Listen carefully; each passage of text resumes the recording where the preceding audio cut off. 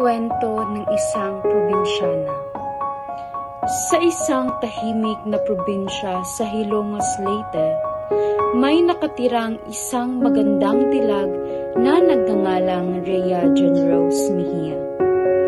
Isang matalino at talentado na may pusong punong-puno ng pangarap.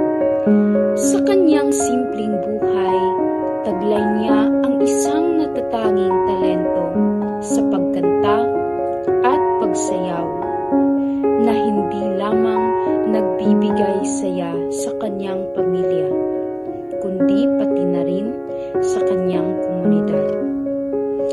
Madalas siyang makikita sa mga lokal na pista, kung saan palaging inaabangan ang kanyang mga pagtatanghal.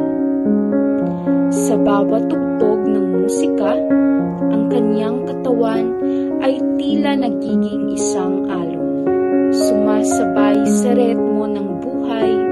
Sa kanyang boses, may dalang damdamin at kwento na umaabot sa puso ng sinumang nakikinig.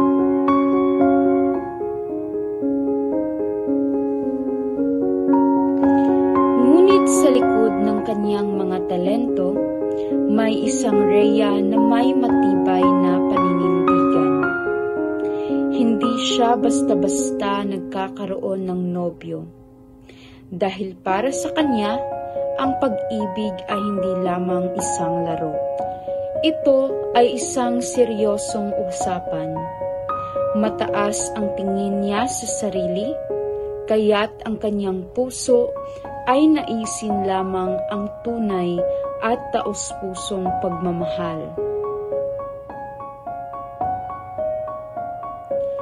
Isang araw, habang nag-iinsayo siya sa ilalim ng puno ng mangga, may isang binatang bagong salta sa kanilang barangay ang napansin siya.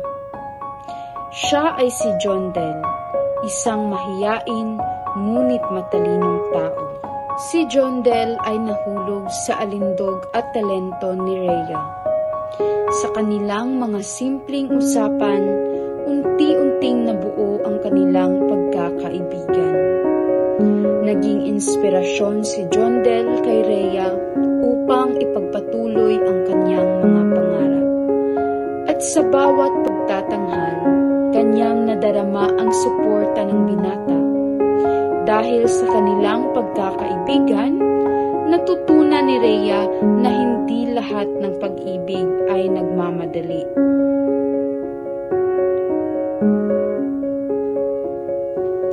Ang tunay na pagmamahal ay dumarating sa tamang oras. Sa kanyang mga paglalakbay, natutunan niyang pahalagahan ang kanyang sarili at ang mga taong nagmamahal sa kanya tulad ni Jondel.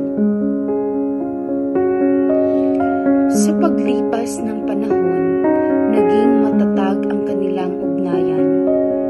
At sa isang espesyal na gabi, habang nagtatanghal siya sa harap ng kanilang barangay, pinili ni Jondel na ipakita ang kanyang tunay na nararamdaman. Sa ilalim ng mga bituin, inamin niya ang kanyang tunay na nararamdaman. Siya ay may hawak na bulaklak at ngiti sa kanyang mga labi habang inaamin niya ang kanyang pagmamahal kay Rhea. Rhea, ikaw ang inspirasyon ng aking buhay. Nais ko sanang makasama ka sa lahat ng aking mga pangarap habang sa aking pagtanda, sabi ni Jondel.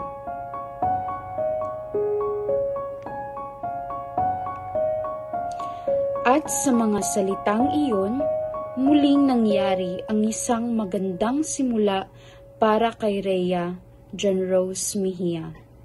Hindi lamang bilang isang probinsyana na may talento, kundi bilang isang babae na natutong mahalin at pahalagahan. Pahalagahan ang kanyang sarili at ang mga tao sa kanyang paligid. Mula sa kwento ni Rhea, maaaring mapulot ang mahalagang aral tungkol tungkol sa pagpapahalaga sa sarili, na nagmumungkahi na hindi dapat minamadali ang mga bagay, lalo na ang pag-ibig at ang tunay na halaga ng isang tao ay nakasalalay sa kanyang sariling paninindigan. Ipinapakita rin na ang pag-ibig ay hindi isang laro at dapat itong pahalagahan. Dumating sa tamang panahon at tamang tao. Ang pagkilala sa sariling talento at kakayahan ay mahalaga dahil ito ay nagbibigay inspirasyon sa iba at nagpapakita ng ating tunay na sarili.